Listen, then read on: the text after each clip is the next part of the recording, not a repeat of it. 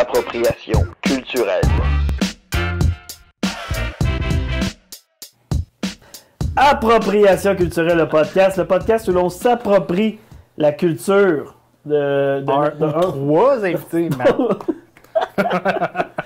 On dirait que je savais plus comment commencer ça. Pendant à peu près 1 minute. Émission spéciale, encore une fois, pour une deuxième semaine consécutive. On n'a pas encore été coupé les ondes, bravo. Non, c'est le fun. Pierre-Marc Langevin. Ça veut dire que je me suis bien tenu. Ça veut dire que j'ai été assez tranquille. Si on passe encore à TV, c'est que j'ai dit des belles affaires, c'est que ça va bien. Salut Mathieu. Salut Ben. Salut. Ben Saint-Pierre. Ça Manon va? Saint-Pierre. Ouais. En tout cas, Hey, je suis fier de toi, Matt. allonge ton nom tout le temps un peu. Ah ouais, c'est vrai. Je suis fier de toi. Comment ça? Mais t'as marché pour venir ici, moi, je suis fier. Ouais. Bravo. Ouais, mais en confinement, c'est Des petites important de profiter. Il fait... Hey, non, mais as-tu fait beau les derniers jours? C'est vrai. Le soleil, la chaleur, la lumière, parce qu'il fait pas beau dans le sud. C'est comme la seule place qui fait beau, puis la seule place qui n'a pas de COVID, c'est ici. Fait que, Le nouveau sud, c'est le nord. oui. C'est vrai. Puis, deuxième stream, dans le fond, encore une fois, en partenariat avec le Théâtre des Esquerres et Yes. Médiaté Télé. On rencontre, dans le fond, il devait y avoir un spectacle ce soir au Théâtre des Esquerres, Ah Pierre-Marc. ouais. Mhm. Oui, ce soir, il devait avoir la représentation d'Océane, mais qui n'aura pas lieu. C'est par les Pixels d'étoiles. Les productions Pixel d'étoiles. Et on va rencontrer 3 personnes de l'organisation de cette pièce, donc 3 créateurs. Et j'avais le goût de vous parler de la pièce, qu'est-ce qu'elle en était, mais comme c'est très complet comme pièce, on a choisi de vous la montrer. Donc on va vous montrer la petite bande-annonce là, d'environ 2 minutes. Et on va revenir tout de suite après avec les 3 créateurs de Océane.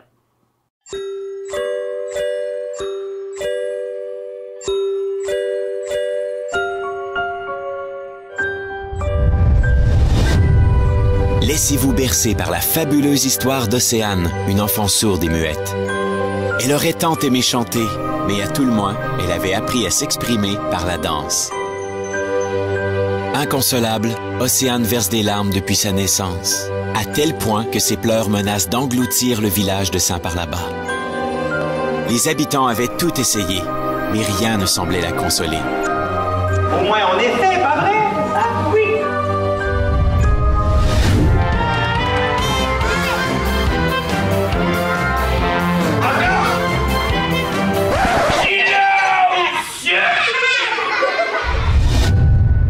Océane avait elle aussi cherché et cherché la raison de ses larmes, sans jamais trouver ni comprendre. Aurais-tu par hasard gardé ton premier sourire juste pour moi? Heureusement, il y avait Ben le Bègue, son seul ami. Océane adorait par-dessus tout quand il lui racontait les histoires de son grand-père à elle, Anatole. Un navigateur qui explorait depuis toujours les mers et les océans à la recherche d'une sirène. Il faut faire de notre vie la plus belle et la plus grande aventure qui soit.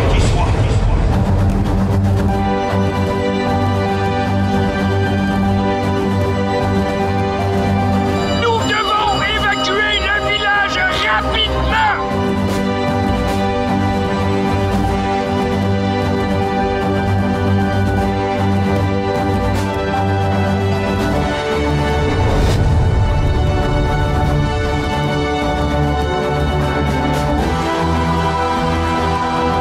Suivez la quête d'une courageuse enfant qui devra découvrir l'extraordinaire caché en elle avant de trouver son propre bonheur.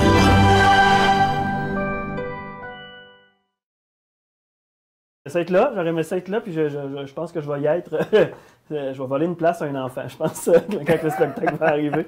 Et sans plus tarder, je vous présente les créateurs, les concepteurs de ce spectacle-là qui sont avec nous. Donc, Alain Lessard, qui est auteur et coproducteur et directeur de scénarisation. Oui, enchanté, allô? Ça va bien?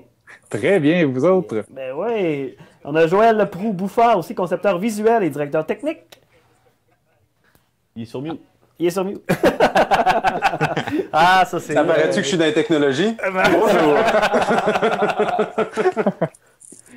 Et nous avons Jérôme Roy, comédien, compositeur de la trame sonore. Allô, gang! Ouais, c'est plus moi qui m'occupe de la musique. Fait que quand il y a des problèmes de son, Joël, il est un peu mêlé, là. Le temps que l'image roule, tout va bien. Oui, c'est ça. Hey, par où commencer après cette bande-annonce? Moi, quand je l'ai vu là, pour la première fois, j'ai fait quel magnifique spectacle. Et ce n'est que 2 minutes. C'est grandiose, c'est tout. C'est l'expérience numérique, c'est l'expérience de jeu. La musique aussi, c'est complet. C'est quoi ce projet-là? Ça sort de où? Qu'est-ce qui vous a amené à créer ce produit-là tellement unique? Ben, la genèse de tout ça vient d'un livre qui s'appelle Saint-Père là-bas que j'ai écrit en 2012 et qui contient deux histoires, donc l'histoire d'Océane et l'histoire de du Nord, à partir desquelles, au fil des ans, on a eu plusieurs bons commentaires et plusieurs personnes qui nous disaient, ben oui, ce livre-là est pour adolescents, pour adultes, mais il y a quelque chose dans la magie, dans le merveilleux qui fait très enfant aussi, qui est universel.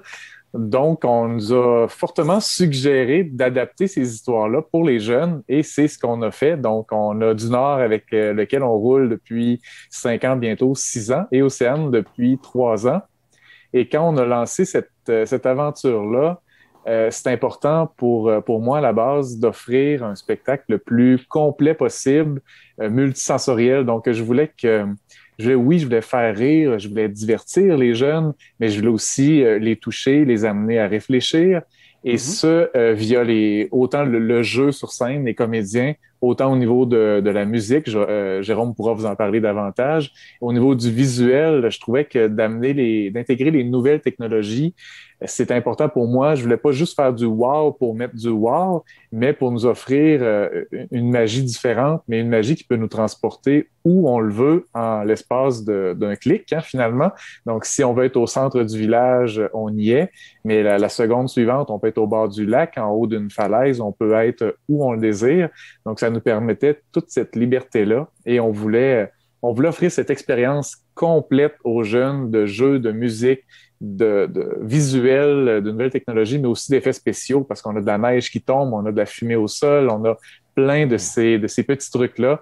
Donc, c'est de là qu'est venue ces histoires-là. Et au-delà de tout ça, ben, c'est une mission que je me suis donnée depuis plusieurs années de pouvoir, à ma façon, essayer de changer un peu la vie de certaines personnes. Donc, on aura plein d'histoires à vous raconter, là, c'est sûr, plein d'anecdotes, mais de pouvoir changer ces petites vies-là. Donc, oui, il y a des enfants pour qui ça va relativement bien dans leur vie, mais il y en a d'autres pour qui c'est un petit peu plus difficile. Donc, du Nord, on s'adresse à ceux qui veulent, pour que les enfants croient en eux, développent leurs rêves, foncent, persévèrent, soient résilients, tandis qu'avec Océane, un des thèmes qu'on aborde, c'est la différence, la beauté dans la différence, le respect de la différence. Donc, on voulait s'en aller dans cette direction-là pour toucher les jeunes, pour les amener à rêver. Ouais, le personnage d'Océane, d'ailleurs, qui est sourd et muette, comment les enfants réagissent lorsqu'ils découvrent le personnage au départ? C'est fabuleux. Les jeunes, hein, ils absorbent ce qu'ils voient, ils embarquent dans l'univers du premier coup d'œil, mais c'est sûr que ce qui est drôle, c'est qu'à la base, quand je commençais à parler aux gens autour de moi, de dire, bon, ben notre deuxième spectacle, ça va être l'histoire d'Océane, qui est sourde et muette, et son meilleur ami, Ben et Beg. Donc, vous imaginez un peu le genre d'interaction, le genre de situation que ça peut provoquer. Je me souviendrai toujours du jour où tu m'as pitché le projet, Alain, que tu as fait. Ouais, c'est ça. Fait que là, le prochain spectacle, tu sais, le personnage principal est sourd et muette, puis c'est ça, la personne qui va aider à ce qu'on la comprenne, ben lui, il bégaye. J'étais comme, OK, t'es sûr que c'est un show de théâtre que les jeunes vont être capables de comprendre? Mais voilà, avec le visuel puis tout ça, on a réussi à faire passer le message. Mais j'avoue qu'au départ, c'était spécial comme explication du projet. Je pense qu'on s'en va dans une direction différente, mais ce qu'on se rend compte, c'est que, par exemple, les jeunes embarquent beaucoup, les jeunes aussi dans les documents pédagogiques qui accompagnent les spectacles pour les préparer à venir voir le show. Ben nous, on est en association avec des signes pour parler, donc où est-ce que les jeunes peuvent aller voir des petites capsules, des petites vidéos, aussi des dessins pour apprendre déjà certains mots de la langue des signes qui va se retrouver dans le spectacle. Donc, souvent, les jeunes dans la salle comprennent davantage Océane que les autres personnages du village qui la côtoient. Donc, ça amène quelque chose où est-ce que les enfants ont déjà un brin d'avance sur les personnages, comprennent « Ah, mais c'est ça qu'elle veut dire », puis là, on les entend crier aux personnages pour leur dire « Mais c'est ça qu'elle dit, c'est facile à comprendre ».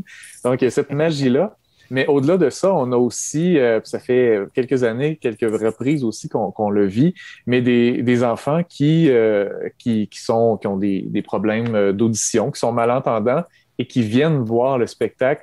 Mais si vous voyez le visage de ces enfants-là quand ils découvrent que quelqu'un qui leur ressemble et le personnage, l'héroïne d'un spectacle, ça vaut de l'or, ce visage-là des enfants qui ont soit leur interprète devant eux ou qui ont un casque d'audition qui traduit pour eux le spectacle.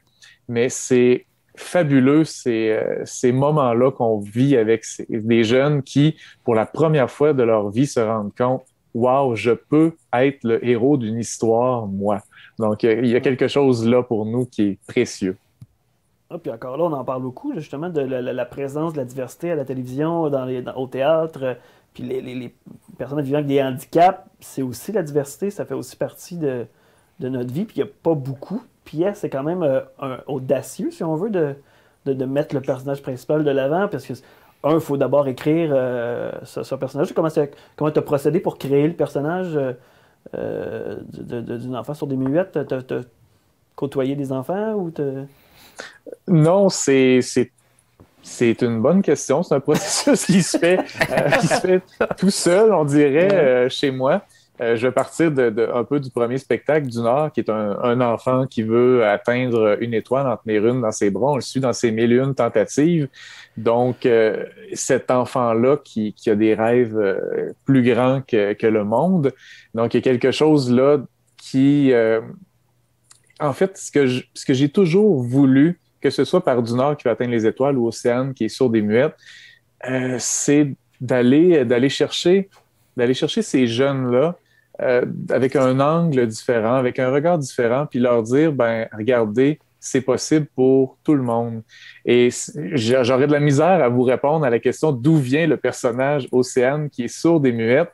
C'est venu comme ça, c'est venu par ce désir-là que j'ai de trouver des personnages qui sont parfois complètement éclatés, loufoques. Hein. On parle de Jérôme qui joue entre autres Lalouche, le gardien du village, qui est le meilleur gardien au monde parce qu'il louche. Hein. Il voit 2 endroits en même temps, donc il vaut 2 hommes à lui tout seul. On fait qu'on je connais ça. Enfin, un personnage qui me ressemble. Voilà. C'est pour moi, c'est pour ça que je vais aller voir le show. Enfin.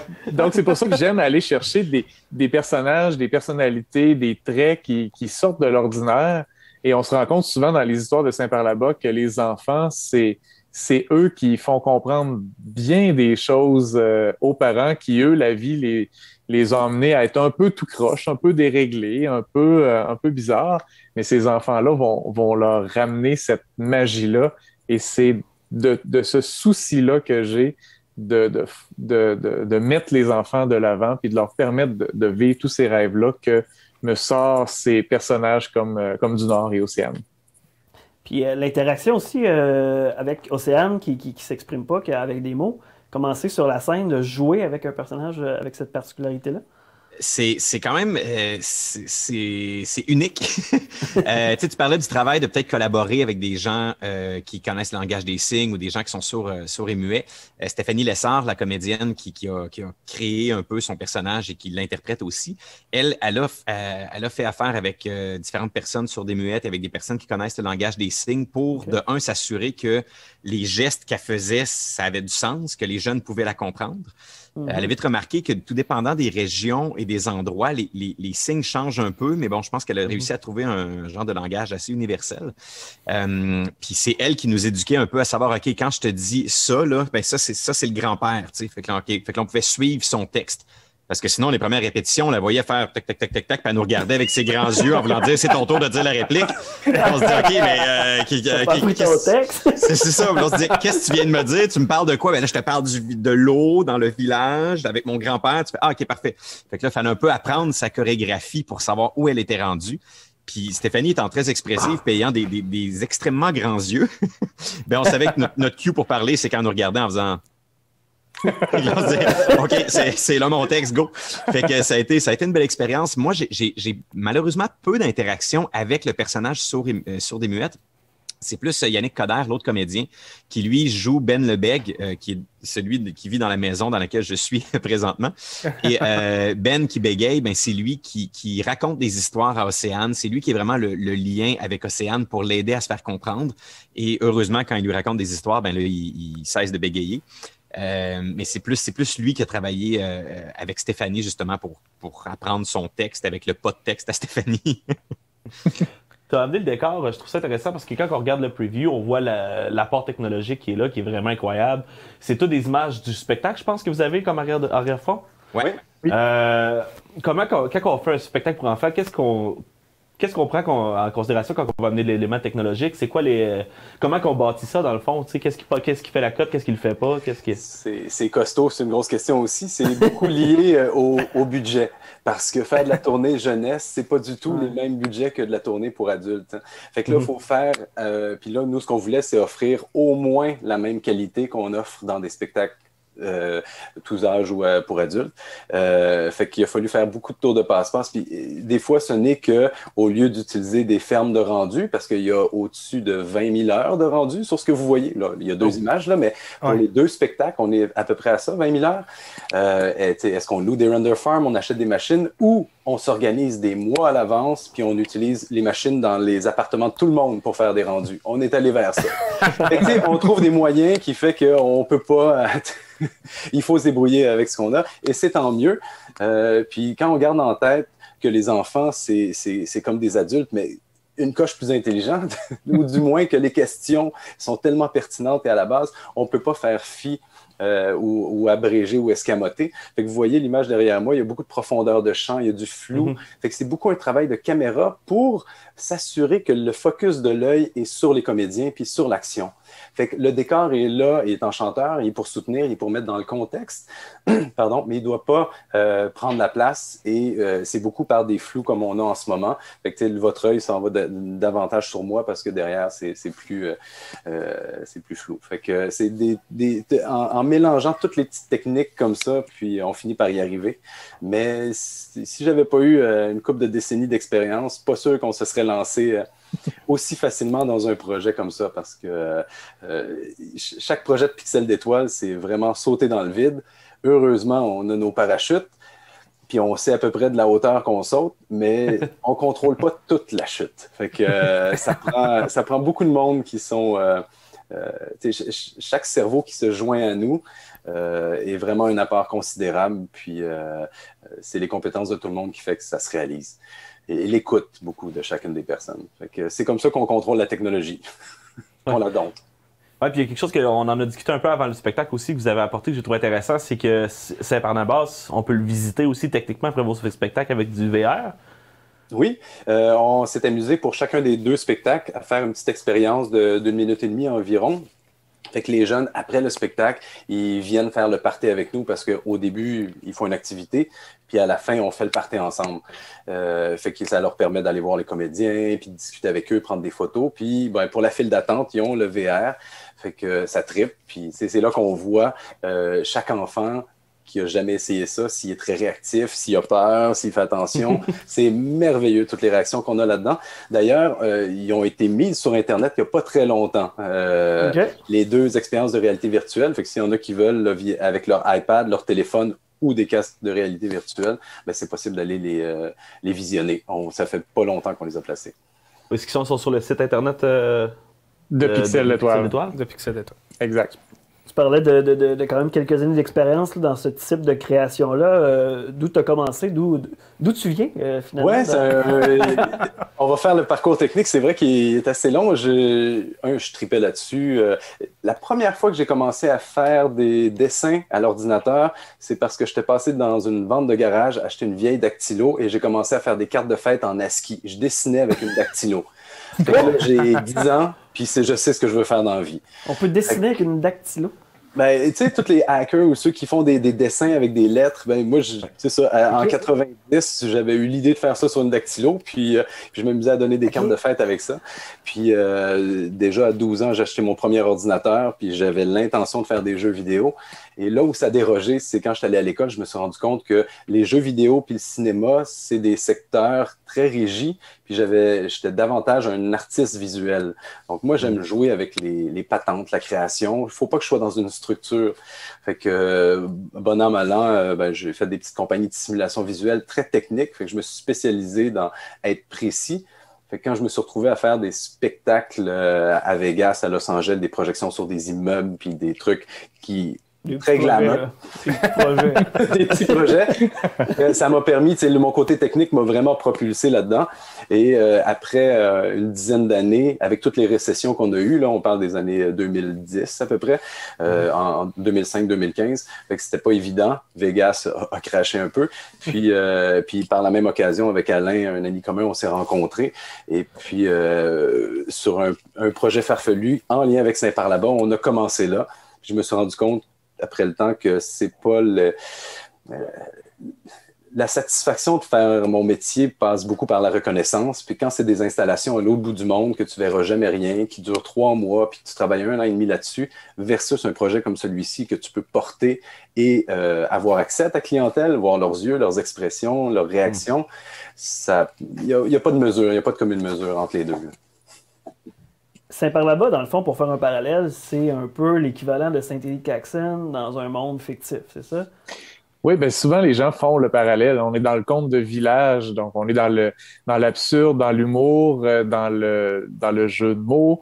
On va dans le magique, dans le merveilleux. Je dirais que peut-être la grosse différence entre les contes de Fred Pellerin, bon, lui, c'est sûr que c'est un vrai village. Saint-Élie-Caxton, il a retourné à sa façon différentes histoires qu'il a entendues au fil des ans. Lui va être beaucoup dans l'humour, dans le jeu de mots, tandis que de notre côté, on y va aussi beaucoup, mais on va aller toucher peut-être davantage la fibre dramatique, je dirais. On y va un petit peu plus creux dans cette direction-là. Mais oui, les parallèles se font avec les personnages qui sont tous un peu plus grands que nature, qui ont tous leur petit côté étrange, mais quand on apprend à les connaître, ben on finit par les aimer. On s'y retrouve un petit peu. Il y a un écho qui se fait entre ces univers-là et la réalité. L'avantage, c'est que comme Saint-Parlabas est fictif, ben la mère n'est pas pognée au conseil de ville. Peut-être que ça vous inspirera une histoire éventuellement. C'est qui? Y a-t-il un maire? Y a-t-il un conseil de ville? Y a-t-il une organisation?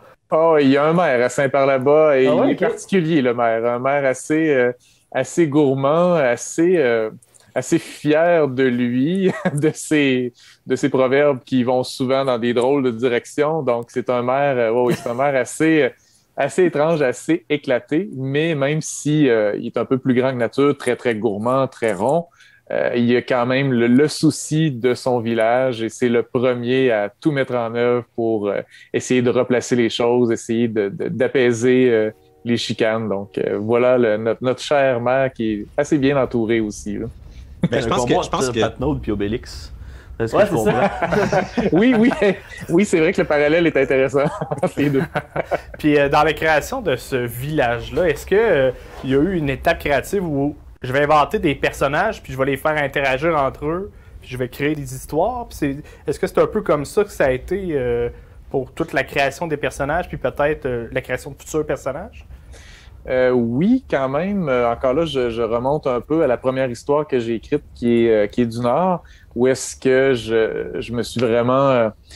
quand j'étais petit, je regardais mon plafond, les plafonds en stucco là, avec des petits pics, puis j'étais couché sur le dos sur mon lit, puis je regardais mon plafond, puis je m'inventais des constellations, je m'inventais des planètes, je peux devenir un astronaute qui voyageait partout dans l'univers. Donc, j'avais déjà cette idée-là qui était en moi d'atteindre les étoiles, et comme, je ne veux pas embarquer dans les détails, et comme ça a été plus difficile pour moi au primaire et au secondaire à l'école, ben je me réfugiais dans mon imaginaire. C'est ça qui m'a sauvé la vie à quelques reprises, et est naturellement venue l'histoire de ce petit garçon-là qui veut atteindre les étoiles.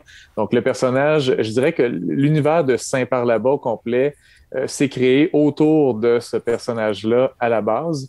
Et là, je me suis dit, dans un village, qu'est-ce que ça prend? Ça prend un maire, ça prend un croque-mort, ça prend d'autres enfants, ça prend une vieille commère, ça prend, moi, je voulais qu'il y ait un mur autour du village, donc je me suis dit, ça va prendre un gardien, mais je voulais pas un gardien droit, plate. Je me suis dit, qu'est-ce qu'il peut avoir d'intéressant? Comme j'en ai parlé il y a quelques minutes, le gardien qui voit à 2 endroits en même temps. Donc, après ça, je me suis laissé, quand j'avais un peu les personnages, les lieux, le genre de village que je voulais, le genre d'énergie que je voulais, les thèmes que je voulais aborder aussi, à partir de tout ça, là, j'ai fait mes fiches de personnages, puis je me suis dit, OK, comment je travaille ce personnage-là? Comment je l'amène le plus loin possible pour que pour que ça crée toutes sortes d'interactions, que ce soit au niveau des chicanes, mais que ce soit au niveau de la réconciliation, mais des thèmes de découvrir l'extraordinaire en soi, de la persévérance, de la résilience, tous ces thèmes-là, comment chaque personnage peut incarner différents thèmes. Et après ça, ben, je les mets ensemble dans toutes sortes de situations comme atteindre son étoile ou comme dans Océane où est-ce que elle pleure, en en inonder le village autour d'elle. Ben, il faut faire quelque chose avant que le village soit complètement englouti. Et là, ben, entre toute l'entraide, toute la solidarité, toutes ces thématiques-là, ces sujets-là qui se greffent à l'histoire. Et tout ça est parti aussi d'un roman de 200 pages qui a été best-seller, je crois, aussi. Oui, j'ai eu cette chance-là, ce privilège-là d'atteindre le statut de best-seller au Québec avec le livre de Saint-Parlabas. C'est pas rien au Québec là, d'être best-seller quand même? Non, c'est pas rien. Je suis vraiment, vraiment reconnaissant de tout ça. C'est sûr qu'il y a beaucoup de travail, beaucoup de persévérance derrière ça, mais de savoir que mon univers trouve écho chez les gens qui ont le goût d'embarquer dans toutes ces folies-là, que ce soit le livre, mais que ce soit toutes ces déclinaisons pour enfants en spectacle. Il y a quelque chose qui est fabuleux pour moi et c'est pas pour rien que depuis quelques années, je vis à Saint-Parlabas dans ma tête, dans mon cœur, dans mon âme et je poursuis cette route-là avec un bonheur immense. Donc, Saint-Parlabas, finalement, c'est Saint-Georges-de-Bas, c'est ça? Est-ce que ça fait... est-ce que tu t'es déjà trompé un petit peu dans ta vie réelle puis dans ta vie virtuelle? Est-ce que tu t'es déjà mélangé ou tu te dis « Ah, je vais aller voir le gardien. » Ah, ben non, c'est vrai, je peux pas ça. Je peux pas ça, c'est un personnage. Ah oui, mais c'est sûr qu'il y a toujours un peu de ces situations-là où, à un moment donné, la fiction se mélange à la réalité, parce qu'il y a des moments aussi où on voudrait davantage être dans la fiction que dans la réalité. Y a-t-il une pandémie à Saint-Parlabas? Oh non, on est à l'abri de la pandémie à Saint-Parlabas. Il y a plein de vaccins. Je suis curieux. Les productions Pixel d'étoiles ont été créées pour du Nord et j'ai un blanc, Océane. Ça a été créé spécialement pour ces séries de pièces-là? Oui, c'est ça. On a lancé les productions Pixel d'étoiles, tant l'OBNL que l'incorporation en 2015. Donc vraiment quand on a lancé l'univers spectacle avec du Nord en premier lieu, on a créé Pixel d'étoiles, mais déjà avec Joël, avec Jérôme, on avait déjà des projets ensemble, des projets derrière nous, et on a tout uni ça sous une entité, si on veut, légale pour nous permettre d'aller encore plus loin. Ça devient un véhicule pour nous pour avancer. Mais oui, c'est à partir de ces spectacles-là qu'on a lancé Pixel.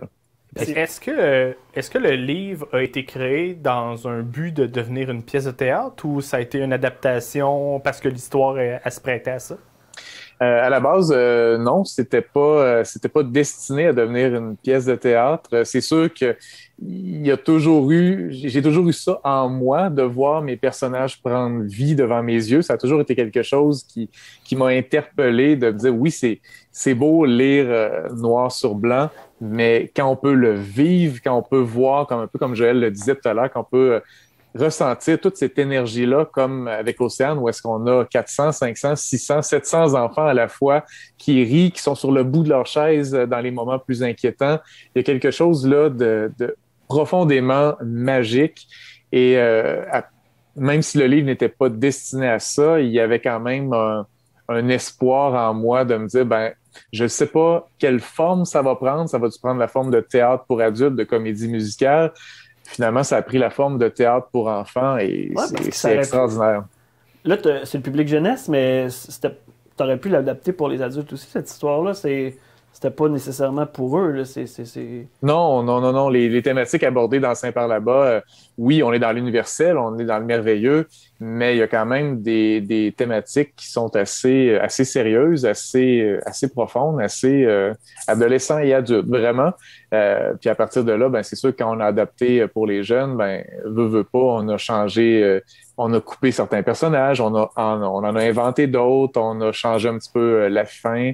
Donc, on a ajusté différents trucs pour faire l'adaptation pour les jeunes. Donc, j'imagine que là, vous avez fait le tour de ton premier livre, c'est-à-dire avec du Nord et Océane, qui va reprendre une fois la pandémie terminée. Qu'est-ce qui va se passer à Saint-Parlabas ensuite? Est-ce qu'il y a d'autres projets qui s'en viennent? Qu'est-ce qui se passe pour le Nord? Oh! Ça... Très fort, très fort. Aïe, aïe, ben ça fourmille d'idées. D'ailleurs, on a un nouveau projet qui est en branle. Je vais laisser la parole un petit peu à Joël aussi pour mieux vous expliquer le côté technologique, mais c'est vraiment un projet de cinéma d'animation interactif. Donc, on repousse encore davantage les limites qui, je pense, on les repousse déjà quand même avec nos 2 spectacles, mais on va aller encore plus loin. Puis c'est sûr que le contexte pandémique va se prêter à ça, mais on va quand même pouvoir le présenter en salle. Donc, on cherche un produit qui est doublement versatile. Et on a décidé d'aller dans cette direction-là d'interactivité via le cinéma d'interaction. Donc, vas-y, Joël. Oui, c'est si excitant. Et tant plus de travail, et heureusement, parce que ça met le sourire à chaque fois. À chaque semaine, on apprend plein de nouvelles choses avec ce projet qui est une façon, à vrai dire, de créer des marionnettes virtuelles et de redonner aux comédiens la possibilité de jouer avec des marionnettes via l'écran. Fait que physiquement, ça va pouvoir... Les caméras sont plus fixes sur une salle ou dans une salle. On peut tourner autour d'un objet, autour d'une personne. On est beaucoup plus libre. Fait qu'il y a toute une expression complètement différente qui est vraiment intéressante, mais aussi celle où est-ce que... Comment donner aux acteurs des bons outils pour être capable de briser le 4e mur, d'intervenir puis d'interagir avec les enfants, qu'on y croit, qu'on est assis dans la salle ou sur le web, mais qu'on sait que c'est comme du théâtre, c'est pas pareil d'une fois à l'autre, l'énergie diffère, puis l'énergie est une relation entre le spectateur puis ceux qui jouent. Fait que je dirais que ça, c'est toujours au centre de nos débats puis de nos réflexions, puis la technologie va de soi après. On est capable de mettre de côté ce qui parle pas bien puis ce qui s'adapte. Mais c'est sûr que les outils technologiques qu'on utilise en ce moment, il y a 5-6 mois, ils n'étaient pas là encore. Fait que c'est très récent. On développe des trucs une synergie de logiciels que d'autres n'ont pas encore développé. Puis, fait qu'on se dépêche. On essaie d'emmener la POC bien loin, là. C'est ça, c'est là l'avantage que vous êtes en avance déjà. Donc là, vous gardez votre avance, finalement. Là, vous foncez. Oui, mais tu sais, il ne faut pas trop regarder. Ou quand on regarde derrière, il y a plusieurs personnes là, qui patinent aussi, puis c'est normal et c'est très bien. Fait que on n'est pas dans un esprit de compétition. D'ailleurs, quand on se retrouve dans les salons là, à côtoyer d'autres compagnies jeunesse, c'est beaucoup plus de l'entraide, puis on se pose des questions, puis on répond à ces questions-là, justement, parce que la plupart des compagnies jeunesse qui ont perduré, qu'on rencontre, ils ont 20 ans, 25 ans, 30 ans. Donc, on sait qu'on est jeune, on sait que c'est un travail de longue haleine, faire sa place. Fait qu'on est prêt, on n'est pas pressé. On est pressé à chaque jour d'avancer plus vite, là, mais c'est ça. Sur le long terme, on n'a pas de stress. Puis c'est pas de la compétition... très sérieuse. C'est vraiment plus comment on s'accompagne tout le monde là-dedans. Et d'ailleurs, on s'est retrouvé à parler avec d'autres compagnies qui sont très intéressées, qui nous posent des questions. Puis à l'inverse, nous, ça nous permet de voir, vous, quand vous faites de l'interaction avec plusieurs jeunes, qu'est-ce que vous évitez? Qu'est-ce que vous avez appris qu'il ne faut pas faire? Puis souvent, c'est ces questions-là qui nous permettent d'aller plus rapidement, précisément au but qu'on veut. Je suis curieux, qu'est-ce qu'il ne faut pas faire avec les enfants?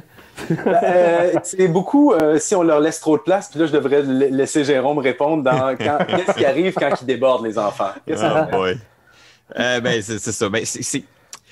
Il y a un juste milieu, il y a un ballon à trouver avec les enfants parce que ce qui est magique avec le théâtre jeunesse, c'est qu'ils décident s'ils t'aiment dans les 2 premières fractions de seconde où ils te voient. Fait que j'exagère, mais à peine. Fait que quand tu arrives sur scène, tout de suite, ils vont savoir, lui, je l'aime, lui, il est drôle, lui, il est gros puis bizarre, lui, il est épeurant. Fait que si au début, tu vas pas les capter, tu vas travailler x10 pour aller les chercher. Alors qu'un public adulte, quand tu rentres sur scène, tout le monde est à zéro. Ils sont comme, présente-moi ton personnage, puis je vais voir si je l'aime, si je le trouve le fun, ou si je l'aime pas, si c'est le méchant.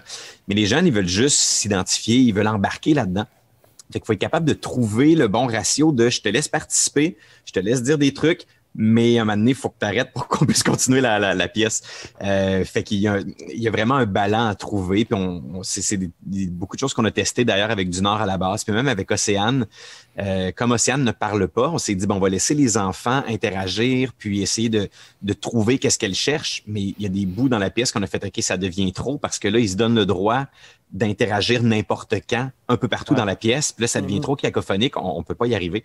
Donc là, on a délimité des endroits très précis où on fait, OK, maintenant, on se retourne vers eux pour faire, qu'est-ce que tu penses que c'est? Ah, est-ce que c'est ça, Océane? Non. OK, as-tu une deuxième idée? Oui, OK, puis après ça, c'est fini, on passe à autre chose. Fait que c'est ça. C'est vraiment toujours de trouver le ballon pour être capable de garder leur attention, de les faire participer, mais de ne pas l'échapper. Ouais, parce que ça doit être dur aussi de ramener un heckler qui est un enfant. Tu sais, un adulte, tu peux être plus direct, mais qu'un enfant, ça passe moins bien. Ouais, c'est ça. C'est un peu plus rough. C'est ça. Heureusement, souvent, on a des enseignants et des enseignantes qui sont là quand c'est les représentations scolaires. Fait que là, eux vont pouvoir aider s'il y a débordement. Puis quand c'est avec les parents, en général, il n'y a pas de problème parce que papa, maman est là avec le petit. Fait que s'il parle trop, ils vont être comme... Fait que il y a toujours le fameux truc, là. Chut. Ouais. Fermer les lumières, flasher les lumières de toute la salle au complet. Ouais, mais là, Jean-Marc Parent débarquerait dans nos spectacles. On ne sait pas trop si on veut. Avec ses motos. Oui, c'est ça. Il détruit le décor. C'est ça le sud pour par là-bas. Je suis curieux de savoir, tantôt on parlait du cinéma interactif, puis où les comédiens vont manipuler leurs marionnettes, mais le spectateur, va-t-il avoir une liberté de mouvement aussi dans ce décor-là, ou bien c'est seulement les comédiens? On regarde plusieurs types d'interactions, puis c'est sûr que les interactions existent au théâtre depuis toujours, là, si ce n'est que de faire bouiller. Juste avec ça, on peut déterminer un langage, mais c'est des emmener tout au long de la pièce à voir de quelle façon le comédien au début interagit, peut parler avec. Et ça va naturellement, si on le fait bien, faire que les différentes interactions vont être comprises. Mais des fois, on a besoin d'indices. Fait que s'il faut choisir entre deux personnages, on peut créer une compétition dans la salle, puis dire, on fait apparaître un premier personnage, son visage, puis une jauge de bruit, par exemple. Fait que c'est-tu lui qui va participer ou c'est l'autre? Fait que là, crier à la bonne personne. Puis, fait que c'est tout un langage qu'on établit. Dans l'interaction, d'avoir fait ça beaucoup, comme je disais, pour des installations dans des casinos, tu ne peux pas prendre pour acquis que le monde va comprendre. Donc, il va falloir travailler les interactions encore avec les premières représentations et on va commencer même avant à tester des trucs. Puis, donc, il faut être complètement ouvert. Il faut voir c'est quoi le dénominateur commun qui fait qu'à peu près tout le monde réagit de la même façon pour pouvoir jouer avec eux. On aurait la possibilité de faire monter quelqu'un sur scène à côté, puis qu'il soit capté, puis par ses mouvements qui créent des éléments. Mais là, sur 400 personnes, c'est toujours une qui est choisie. C'est un temps pour monter, pour descendre. Fait que dans ces moments-là, on aime plus faire des expériences comme la réalité virtuelle pour pas que tu aies 399 personnes qui en vivent une. T'sais. En même temps, 400 personnes, ça fait combien de temps qu'on n'a pas vu ça dans une salle? Ouais. Est-ce qu'on joue plus avec les enseignants dans ce temps-là? Parce que quand tu as besoin d'une personne, tu peux monter les jeunes pour rendre ça rigolo. Tout le monde qui est dans la salle va pouvoir être victime d'un bon coup. Et là, du cinéma d'interaction, donc ça se diffuse dans une salle de spectacle conventionnelle ou dans un cinéma ou à la télé ou chez vous? Sur Internet, à la maison, hein, c'est ça? C'est toutes des bonnes réponses. OK. C'est quoi votre plan? Avez-vous un plan d'attaque ou vous voulez garder les salles conventionnelles? C'est pas la même chose, j'imagine, c'est pas la même... Les salles conventionnelles, ça fait partie de toute la genèse des spectacles chez Pixel. Fait que c'est sûr qu'on veut rentrer là-dedans. On a nos réseaux, on a les diffuseurs qui nous aiment, qu'on aime beaucoup. Fait que ce travail-là, il ne faut pas le perdre. Et d'ailleurs, c'est un produit qui va diversifier leur offre, qui va leur donner, je pense, des belles possibilités. Et c'est sûr que la deuxième option, c'est via le web en diffusion, que ce soit par du scolaire ou tout le monde à la maison en grand public. C'est ouvert à tout. On est en train de travailler ça plus en détail. Mais ça va exister partout. Vous verrez ça à Goudzo, il n'y aura pas une coupe de pièces pour ça, j'imagine.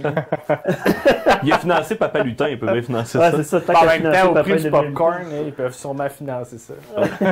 Sinon, on n'a pas parlé beaucoup, là, mais Jérôme, c'est toi qui fais la composition musicale des pièces.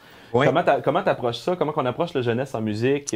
Comment on amène une vie à un spectacle comme ça avec de la musique? Ouais, j'ai eu la chance qu'Alain m'offre de faire la musique en disant, écoute, fais ce que tu veux. Fait que, en partant, il a vraiment dit, écoute, fais ce que tu veux, vas-y. Je suis comme, OK, je peux-tu faire, je venais de finir mes études en musique orchestrale, en compo.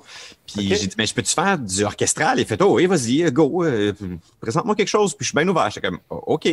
Fait que, pour du Nord, j'ai commencé en essayant j'aimais bien mettre un instrument par personnage, puis que les instruments aient une relation avec les personnages. Donc, exemple, la mort, qui est comme le personnage le plus vieux, ben son thème est au clavecin, parce que c'est comme un vieil instrument antique. Ensuite, le personnage qui fait réveiller du Nord, qui comme un peu son amoureuse, ben c'est le piano, qui est un peu comme le dérivé du clavecin, mais plus moderne. Puis quand on monte dans les registres, le Célesta, on peut penser là au petit truc qui sonne comme des cloches dans Harry Potter, là. Oui. Donc, cet instrument-là, c'est l'instrument de Dunard parce que lui, il tripe sur les étoiles et tout ça. Donc, j'ai pris un instrument qui était plus haut pour aller chercher ce timbre-là. Fait qu'à partir de ça, j'ai créé mes thèmes. Je me suis assuré que chacun des thèmes pouvait être entrelacé parce que dans Dunard, la mort est toujours présente. Il y a Dunard avec ses rêves. Il y a Cassiopée qui est là aussi. Fait que pour Dunard, je suis vraiment allé avec un procédé d'instruments et de faire lier les thèmes. Pour Océane, j'ai décidé d'y aller plus avec... j'ai gardé encore l'instrument pour Océane, mais je suis plus parti du fait que ce qui aide beaucoup Océane dans l'histoire, qui est un peu un point tournant, c'est sa boîte à musique. Et les boîtes à musique, c'est toujours des valses qui jouent là-dedans. Fait que je suis parti du temps d'une valse, de ce qu'on appelle un temps ternaire. Donc, le poum pap pap, poum pap pap. Puis je suis parti de ça pour faire toutes les autres chansons pour qu'on reste dans l'univers de la valse, vu que c'était ça le point tournant. Puis autour de ça, encore une fois, je crée mes mélodies pour que tout puisse s'enchaîner parce que tous les personnages finissent par se rencontrer puis avoir un lien et un impact sur les autres personnages. Fait que je m'assure que tout ça peut arriver ensemble à la fin. Fait que j'aime bien ça, unir tous les thèmes à la fin puis que ça fasse une explosion grandiose pour la finale. Puis ce qui est le fun, encore une fois, c'est ça, c'est qu'Alain m'a vraiment donné carte blanche en disant « Fais ce que tu veux! » Je suis curieux, c'est un côté un petit peu plus geek, là, mais j'imagine que tu n'as pas un orchestre dans ton garage. Tu travailles avec... c'est quoi les outils que tu utilises pour faire tes compositions? Je prends Logic, si tu veux tomber très technique, mais j'ai beaucoup de banques de sons, là, fait que je prends différentes banques de sons, violon, brass, etc. J'ai fait mes recherches, j'ai testé des trucs justement pendant mes études en musique. Puis là, j'ai vraiment mes banques établies, mes go-to, que je sais que pour mes violons, je vais prendre une telle librairie de sons, puis après ça, pour les brasses, je vais prendre tel autre. J'ai mes templates qui sont là, donc quand j'ouvre mes sessions, tous mes instruments de l'orchestre sont là en ligne, puis je peux utiliser ce que je veux pour composer. Fait que j'ai pas à faire de recherche d'instruments en faisant, je mets un xylophone, je vais aller le loader, dans quelle banque déjà? Non. Ouais. J'ai mes 150 instruments qui sont là, puis je vais composer avec ce que je veux en ligne, là, directement dedans. Il dit ça, là, 150 instruments, puis ça a l'air facile. On s'habitue. Ultimement, ça a l'air plus complexe que ça l'est souvent, parce que quand on entend des trucs orchestrales, c'est sûr que justement, 30-40 instruments différents qui vont jouer, mais souvent, ça peut être juste un accord de Do à 3 notes différentes qui est juste relayé sur tout l'orchestre. Ça devient une job d'orchestrer pour que tout sonne bien, mais c'est quand même moins complexe que ce qu'on peut penser là, au final. Donc, c'est littéralement une job de Yannick des essais games, mais pour virtuel. Ouais, c'est ça. Chez nous tout seul, fait que les musiciens... je vais pas les payer trop cher. Ils sont tous tunés. Ils sont tous tunés tout le temps. C'est ce que j'allais dire. Jérôme est très, très humble en ce moment. Mais on a le rêve quand même. Puis sa musique à Jérôme est tellement complète, est tellement belle, est tellement complexe, est tellement riche qu'on a le rêve de pouvoir présenter et du Nord et Océane avec un véritable orchestre dans une fosse qui joue la musique. Donc, on a cet espoir-là, cette envie-là depuis quelques années et je pense que Jérôme aimerait bien être le petit chef en avant, mais il y a quelque chose que... Je délaisserais mon rôle de du Nord pour aller faire le chef d'orchestre. As-tu déjà dirigé un orchestre? J'en ai fait un peu de direction, mais honnêtement, je sais pas si je pourrais vraiment bien diriger un orchestre complet. J'ai fait de la direction pour comme des 12-15 musiciens pour certains projets à l'université, des trucs comme ça, mais de dire que je serais capable de vraiment diriger l'orchestre, je sais pas, faudrait que je me fasse coacher. Je connais les pièces par cœur, fait que c'est sûr que j'aurais pas besoin d'étudier la pièce longtemps pour savoir que la section de vent va commencer à jouer, je vais leur faire le cue que dans 2 mesures, il commence. Mais c'est ça, ultimement, probablement qu'un vrai chef d'orchestre ferait un meilleur travail que moi.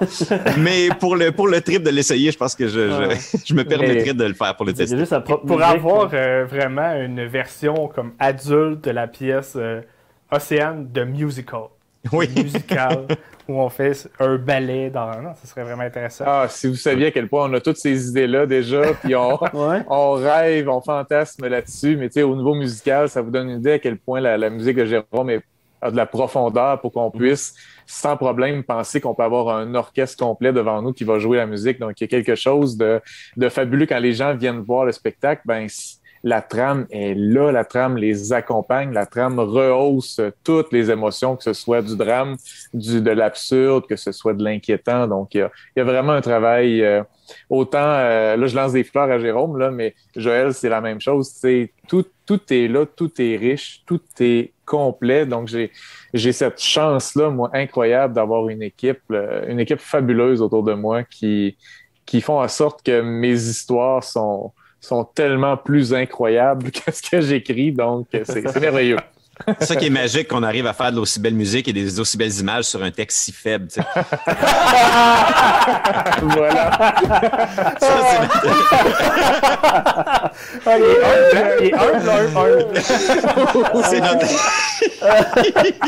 C'est un peu notre running gag parce que Alain, vraiment, pour faire parce que tout ce qu'on crée part de son univers à lui, tu sais, justement, notre musique, puis nos créations visuelles, puis ce qu'on interprète aussi comme comédien, tu sais, ça n'existerait pas si c'était pas d'Alain et de l'univers que lui a créé. Nous, on joue dans ce terrain de jeu-là que lui nous a amené, mais ultimement, tu sais, ça part tout de lui. Fait qu'on aime bien ça l'agacer, là, mais il a quand même créé un village en soi qui est fonctionnel. Tu sais, on parlait des différents personnages, mais si tu prends Saint-Par-là-bas puis tu crées ce village-là pour vrai, tout est là pour que le village soit fonctionnel. Bizarre, mais fonctionnel. Couche-tard. Après, est-ce qu'il appellerait ça différemment? Mais je suis sûr qu'il y a un équivalent de couche-tard. Puis tout est un peu intemporel aussi à Saint-Par-là-Bas. Tu sais, on ne sait pas vraiment s'ils ont ça, des téléphones, des cellulaires, des TV. On ne le sait pas trop. Tu sais. On voit qu'ils ont des bains, ils ont probablement une petite boulangerie, des trucs comme ça. Mais tu sais, on ne sait pas trop dans quel temps ça se situe. OK. C'est le mystère. Ouais. Ça garde une liberté aussi. Voilà, exactement. Si les personnages textaient à tout bout de champ, ça serait peut-être moyen. Oui, c'est sûr. Je vais partir sur un affaire de vie à partir de là. Je pense que c'est une bonne image quand on regarde justement derrière moi l'atelier de Ben. T'sais, on voit qu'il y a des trucs, c'est des engrenages, une genre de vieille ampoule, mais on pourrait pas dire « Ah, OK, ça, c'est à peu près dans les années 60. » Non, on ne sait pas. C'est un peu intemporel. Clairement, c'est pas des LED, en tout cas. Non, c'est ça. Clairement, c'est pas des LED. C'est quoi tes inspirations, Alain? D'où... Mes inspirations pour écrire mes histoires et tout ça. T'es un gars de science-fiction ou... Je suis un gars d'émotion, je dirais. Je pense que dans la mini-week de l'équipe, je pense que je suis le côté blé entier, là. Donc, tu sais, c'est ce côté-là vraiment qui va chercher, qui essaie d'aller chercher les émotions. Tu sais, j'ai un bagage, une formation universitaire en psychologie, donc c'est sûr que la nature humaine, tant dans ses tourments que dans ses espoirs, il y a quelque chose qui me passionne, qui vient me chercher. Mais l'inspiration, je donne des conférences, là, entre autres, à l'année dans primaire, secondaire, cégep. Et c'est quelque chose que j'amène. Tu sais, moi, c'est né de l'intimidation que j'ai vécue au primaire et au secondaire. Et je me réfugiais dans ma tête. C'est là que je trouvais toute la liberté, tous les possibles que je voulais, parce qu'à un moment donné, je voulais même plus vivre ma vie. Je souhaitais juste vivre la vie des autres parce que je la trouvais donc plus intéressante. Donc, ça a été mon refuge. Et un peu comme je le disais au début, tu sais, quand j'ai écrit du Nord, quand j'ai écrit Océane, je me disais, tu sais, quand moi je me faisais tabasser à l'école, au primaire, au secondaire, qu'est-ce qui m'aurait fait du bien? Qu'est-ce que j'aurais aimé aller voir comme show qui m'aurait réconforté un peu, qui m'aurait donné une petite étincelle d'espoir? Du Nord, Océane. Donc, toutes mes histoires partent un peu de là, d'émotions négatives, de comment on peut faire pousser une fleur dans le ciment, dans une cicatrice. Toutes ces images-là, c'est de là que ça vient. Donc, moi, mon ADN est vraiment de prendre des situations qui sont difficiles, mais de faire naître de la magie là-dedans, de faire naître du beau, de faire naître des horizons qui sont pas seulement à nos pieds, mais qui sont droits devant nous, la tête haute, les épaules droites. Donc, c'est vraiment... parce que si quiconque lit mes livres, que ce soit Saint-Par-là-bas, mes premiers romans, il y a rarement beaucoup de descriptions physiques dans ce que j'écris. C'est beaucoup dans le ressenti des personnages et des situations. Donc, c'est vraiment là que je puise mes différentes inspirations. Sinon, ça avait l'air d'avoir une belle complicité entre vous. La gang en tournée, comment ça se passe? De quoi ça a l'air? C'est magique. Ça doit, hein? Ben, c'est sûr qu'au départ, c'était quand même particulier parce que quand le projet a commencé, on n'avait pas de subvention, on n'avait pas vraiment de budget. Alain, lui, est à Saint-Georges. Les comédiens, on était tous à Montréal. Fait qu'on se donnait des points de rendez-vous un peu partout. Souvent, on allait répéter à Québec. Fait que les 3 comédiens, on a appris à se connaître encore plus dans les voyages, dans la voiture. D'ailleurs, il y a plusieurs idées qui sont présentement utilisés dans les spectacles, qui sont nés pendant qu'on était dans l'auto en train de dire « Hey, ce serait drôle de faire telle affaire, on va l'essayer à répète. » Donc, tout ça s'est construit beaucoup en voiture. Puis ensuite, pour les tournées, pour avoir fait de la tournée un petit peu partout, on est allé au Nouveau-Brunswick, en Ontario, un peu partout au Québec. On aime bien ça se faire des soupers en gang. On est 6, 7, tout dépendant des tournées là, qui nous suit. Mais on aime bien ça, justement, se faire des mises à jour, avoir les soupers en gang, puis être le plus possible ensemble. Pour avoir fait de la tournée avec différents projets, c'est pas toujours comme ça. Souvent, on fait le spectacle, puis c'est punch in, punch out, on s'en va dans nos chambres, puis ce sera ça. Et là, c'est vraiment magique qu'on puisse être tous ensemble, puis avoir une belle gang. Puis tout le monde est très ouvert aussi aux opinions de chacun, même quand c'est pas dans son domaine. Exemple, si on a quelque chose à ajouter à Joël, dire « Ah, tu pensais pour le visuel à ça? » De la même façon que Joël va souvent nous dire « Hey, vous pensez sur scène de faire tel truc? » Tout le monde reste ouvert à ce que les autres peuvent nous proposer. Puis comme ça, le projet peut grandir. Oui, bien ça, changer le texte, ça, je m'en occupe. Alain me donne un texte, puis je finis tout le temps par le changer un peu. Je paraphrase beaucoup, ça, c'est mon défaut. Ça te dérange pas, toi, que les comédiens s'amusent avec le texte, Alain? Ah non, moi j'adore ça. Je suis pas du type virgule et point près. Au contraire, puis je détiens pas la vérité infuse. Donc, quand les comédiens ou la metteur en scène me propose quelque chose en me disant, si on retourne ça de base, cette phrase-là, je pense que verbalement, c'est bien beau de façon littéraire, mais verbalement, il me semble que ça va puncher plus. Donc, encore là, comme Jérôme le disait, j'ai tendance à laisser beaucoup carte blanche. J'ai laissé carte blanche à Joël, à Jérôme, à la metteur en scène, à tout le monde. Tu sais, c'est important pour moi de laisser cette liberté-là pour voir jusqu'où mes idées peuvent aller dans toutes sortes de directions. Puis on le voit en show. À chaque fois qu'on est en coulisses, des fois, Jérôme revient, puis ouais, j'ai testé ça. Parfait, ça marche. D'autres fois, c'est on le refera peut-être pas. Donc, on a un peu de tout ça. Mais j'aime cette liberté-là, puis je trouve ça important. Vous parliez de chimie. La chimie est là au sein de l'équipe. Et je pense que ça transpire sur scène. Il y a quelque chose qui va là, que les gens ressentent dans la salle, que c'est pas juste... ils sentent pas les comédiens qui jouent des personnages, ils sentent que c'est là, que c'est vrai.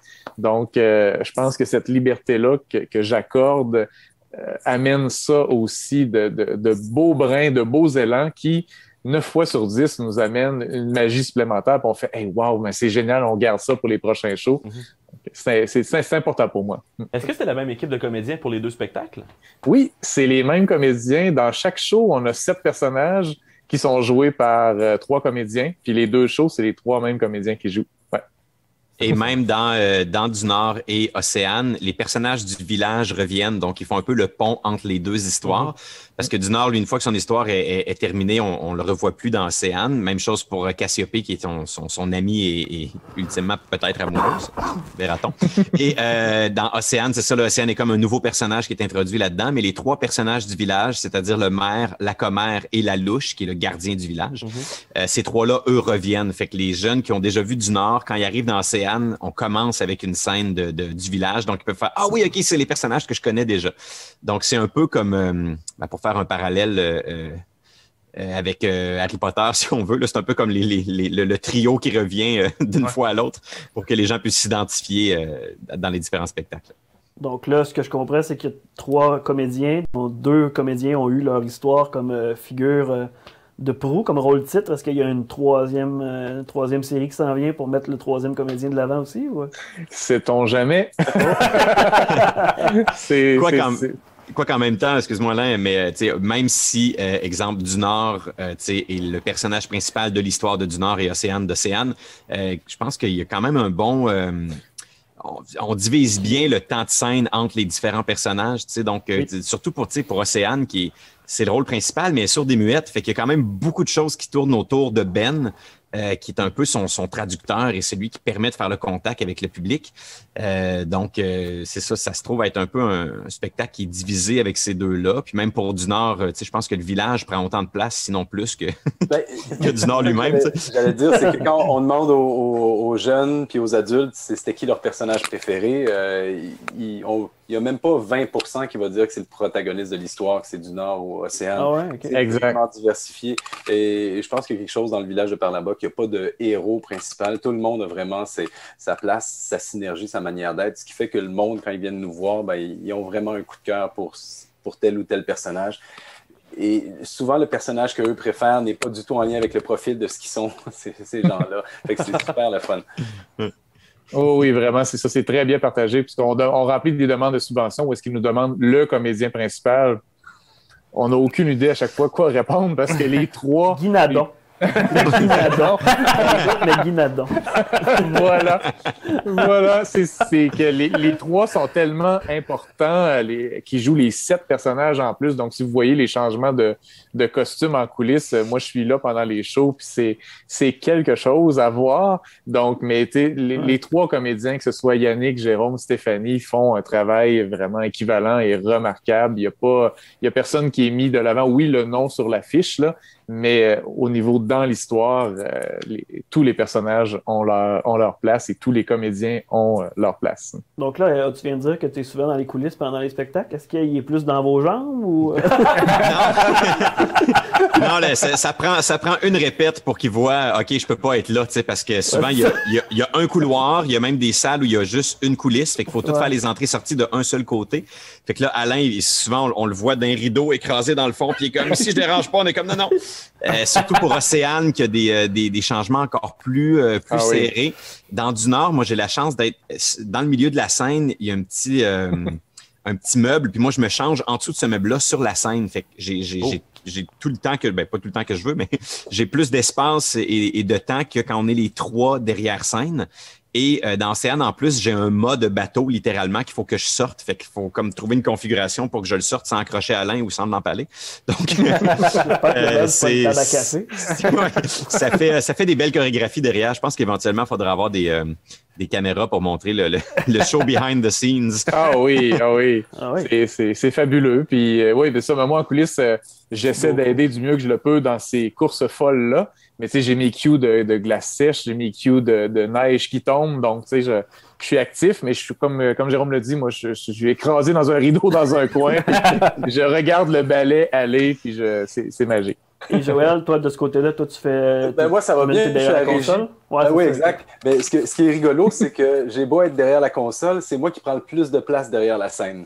OK, ben oui, projection, puis les projecteurs, puis entre les deux, il y a 16 pieds où personne n'a le droit de passer, ni les comédiens, ni Alain, ou quoi que ce soit. Fait que c'est moi qui prends toute la place. Je pense que tu parles d'écran puis de grandiose, de côté grandiose, mais... C'est plate encore plus. Une autre raison d'être déçu qu'il n'y ait pas le show ce soir, parce qu'au Théâtre des Esquerres, particulièrement, je pense qu'il y aurait vraiment eu... ça a été vraiment une belle salle pour présenter ce show-là, parce que les plafonds, c'est majestueux. L'acoustique aussi a quand même quelque chose de particulier au Théâtre des Esquerres à Amos, que pas toutes les salles ont la chance d'avoir, là. Les coulisses sont grandes. Quand est-ce que vous allez venir? Là? On veut voir ça. Là. Quand est-ce que vous revenez? Parce que, aussitôt qu'on peut. On est prêts. Je vais appeler Legault, je vais regarder ce qu'il va dire. Là. 26 février, techniquement, les salles vont pouvoir ouvrir si ça va bien, si les gens font leur effort, qu'on continue de poursuivre leur effort. Bon, ben, bouquons ça le 27. Right. Parce que le spectacle n'a pas été annulé, il est juste reporté, c'est ce qui va arriver, j'imagine. Oui, c'est ça, il est reporté, comme on espère d'ici la fin de l'année scolaire, si tout va bien, pouvoir faire notre belle tournée en Abitibi. Donc reste à voir, mais nous, de notre côté, on est prêts, puis on a tellement hâte d'aller vous voir. D'ailleurs, on en a parlé un petit peu la semaine dernière avec Marc-André Thibault, mais cette reprise-là, justement, le fait que évidemment, il va y avoir une demande, mais le manque d'infrastructure, le manque de salles pour accueillir les spectacles, est-ce que ça vous fait peur, ça, de votre côté? de dire, à un moment donné, tout le monde va vouloir se rebooker, puis ça rentrera pas dans l'horaire. Vous commencez à y penser. Donner des dates rapidement. Ouais, oui, il y a tout ça, puis tout le monde essaie de voir ensemble, tout le monde est dans le même bateau, mais là où est-ce que le théâtre jeunesse déroge un petit peu, ça se passe beaucoup dans le scolaire, durant la journée, fait qu'on peut faire des montages le matin, puis présenter le show l'après-midi, puis redémonter le soir. Fait qu'on arrive à se placer entre des shows de soirée d'humoristes, de musique. On peut aussi. Fait que je pense que ça donne un peu de jeu, mais c'est sûr que tout le monde va se battre. C'est pas nécessairement les spectacles qui se battent, mais c'est les diffuseurs, c'est quoi le temps qu'ils ont, puis les bookers et tout. Fait que c'est toute cette synergie-là. Je pense que ça va quand même bien se faire parce que tout le monde a hâte de retourner en salle, puis tout le monde a le même target. À l'UTP, on est chanceux, ça n'a pas arrêté trop longtemps. Là, on a eu la chance d'avoir des spectacles cet automne, mais distancés, puis c'est pas pareil, c'est pas la même énergie, mais... le meilleur s'en vient.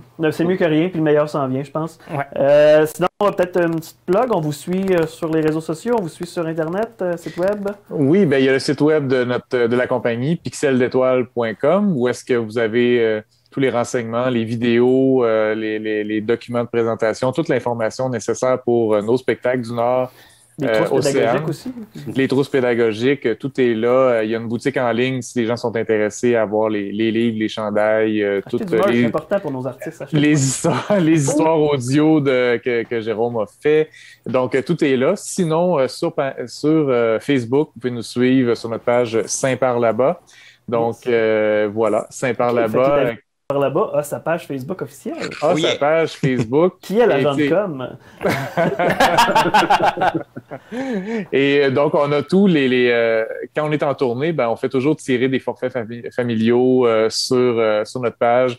Quand on fait des lectures virtuelles, tout est là. Donc, les gens qui veulent nous suivre en direct, savoir où est-ce qu'on est, qu'est-ce qu'on fait, les nouveautés, la page Facebook est parfaite pour nous suivre.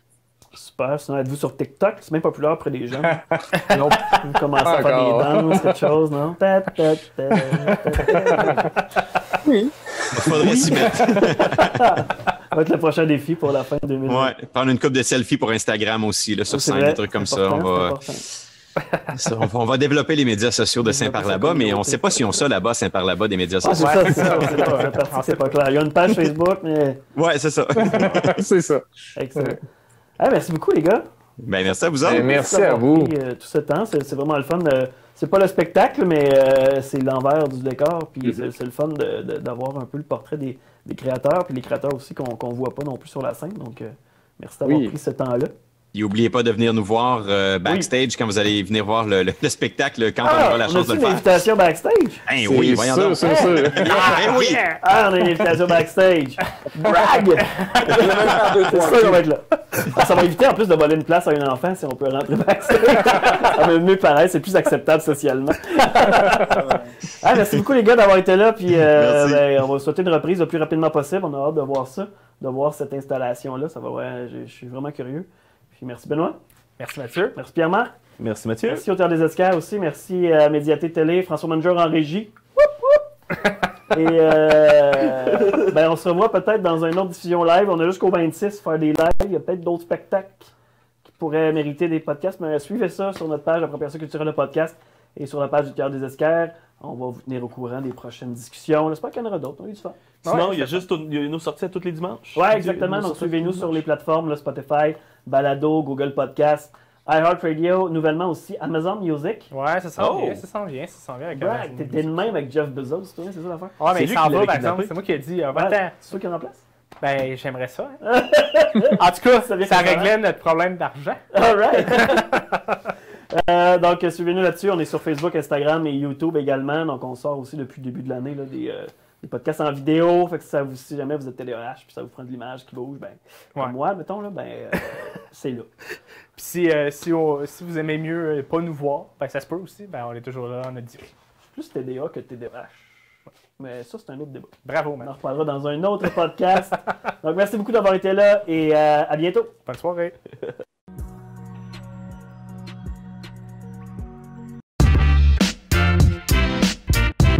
Appropriation culturelle.